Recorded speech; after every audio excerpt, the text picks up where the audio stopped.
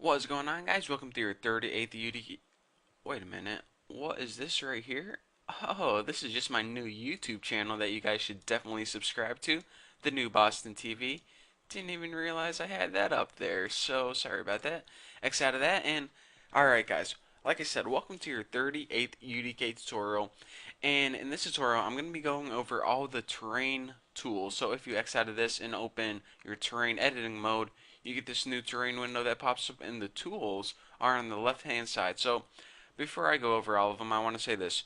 A lot of these tools you're probably never going to use, and some of them the UDK is like in the process of getting rid of.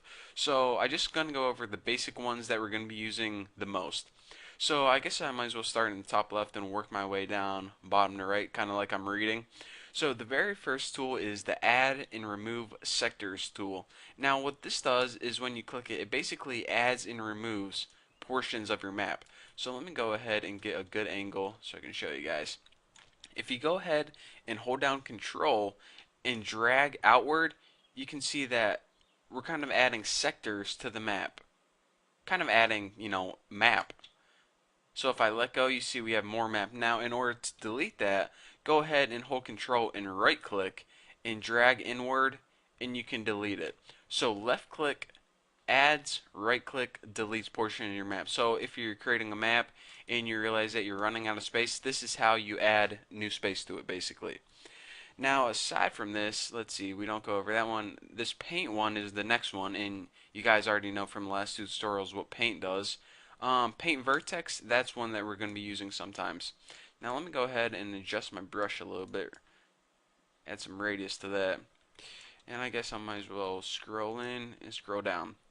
Alright, what paint vertex does is if you hold down Control and left click, it adds vertexes. What it's doing is it's gonna select all the vertexes of your map in the area that you paint. Now if you go ahead and hold Control and right click, it takes it and it deletes the vertexes you selected. And we're saying, alright, well, why in the world would I want to add and deselect vertexes? Well, if you want to create like a plateau or something, if you hold down Control and Alt while you have your vertexes selected, you can go ahead and pull those up with the left mouse button. So go ahead and just pull those up right there. And you can also push them down if you go ahead and right drag. So pull that up, and now you can see if I click away, we got a nice little plateau. So actually let me go ahead and use my strength, boost that up to pull it up even more. Maybe that's maybe you can see that better. So if you want to add a plateau or anything, you might want to select the vertexes. Again, I usually just use paint because I just think it's a more natural way, but I just want to show you guys that you can indeed select vertexes if you want to. So there you go. And the next tool that we're going to be going across is, let me see. We won't be doing that. Flatten right here. Now, flatten tool works a little bit different than you guys might expect. Let me go ahead and demonstrate this right here. So you guys are probably thinking, if I boost my radius a little bit and I fall off just a little bit, that whenever I click this mountain right here, then it's going to flatten it down this size right here. But let me go ahead and hold down Control and paint, and you're saying, whoa, what the heck is going on? Well, let me go ahead and pull my radius down a little bit. Actually, a lot of it. And you're saying, alright, this isn't flattening my map at all. What the heck is going on? Well, how flatten works is this.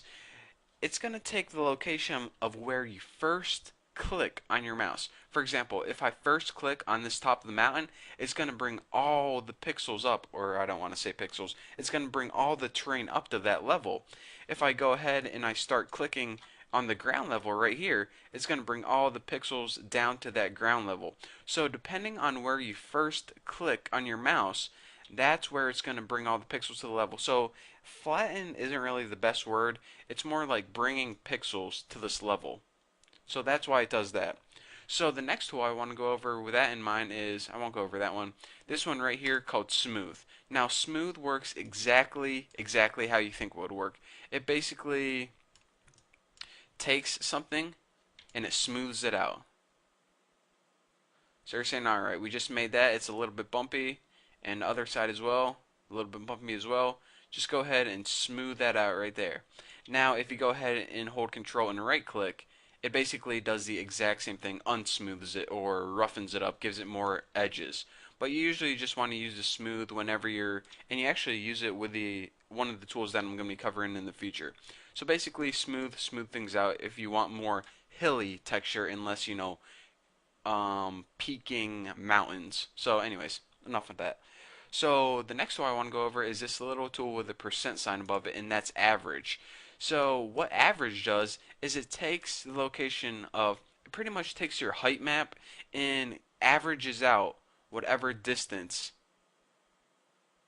you know, both low and high. So you're saying, all right, this kind of looks like a useless tool. Well, check this out. Averaging is incredibly good whenever you want to make paths along like a mountainside. So let me go ahead and bring down my radius and also my fall off and say, all right, I want to make a path so the user can travel along this mountainside. So I'm just going to go ahead and bring down my radius a little bit more and hold control and check it out.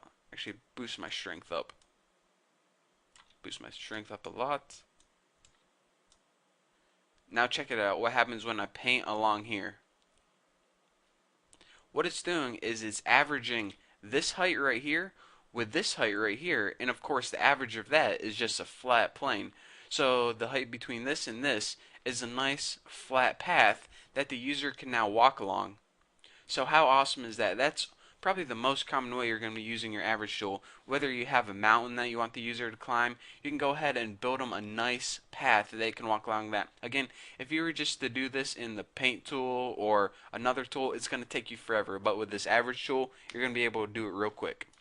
Now with the noise tool, which is the next tool we're going to be going over, what this does is basically, let me go ahead and boost all this crap right here. What this does is basically add random bumps to your map. So go ahead and hold control, and you can see whenever I start to paint, it's basically just going to add randomized bumps to my map. So this is useful whenever you first make a terrain and it's all flat and boring. Then you want to add some natural looking bumps. You can do this. But as you can see, this is kind of an unnatural looking terrain right here. What kind of terrain looks like that? None.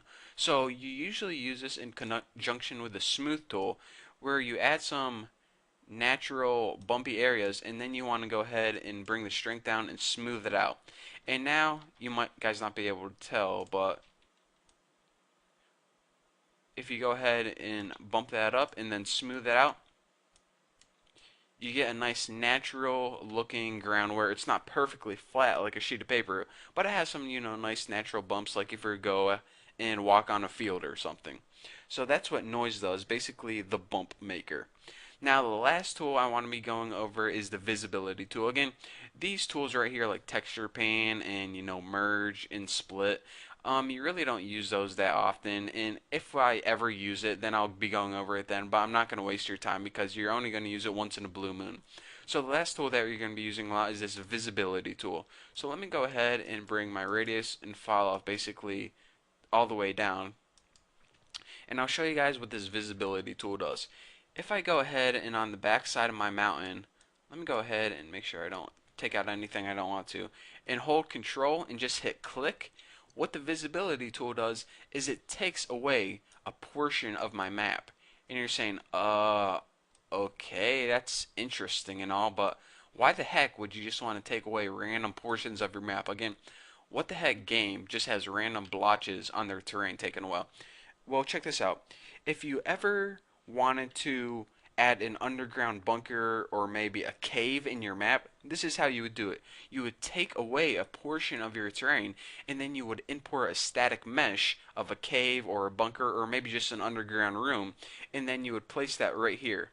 So again, if we were to play it right now, it would be kind of useless because you would go up to your empty spot in your terrain, shoot through. You never use it just like this. However, if you ever add an underground bunker or something, you could go find the underground bunker and run in and destroy some enemies or whatever you need to do. So that's how you do that. That's the basic use of the visibility tool. Again, it's not just to take away random portions of your map. It's more of adding static meshes. So anyways, with that being said, that's all I'm going to cover in terms of tools. The rest of the tools, like I said, we're not going to be using that often, and if we are, we'll be going over them then. But those are your basic tools. That's how you use them. So thank you guys for watching. Don't forget to subscribe to this channel and my new channel, and I will see you guys later.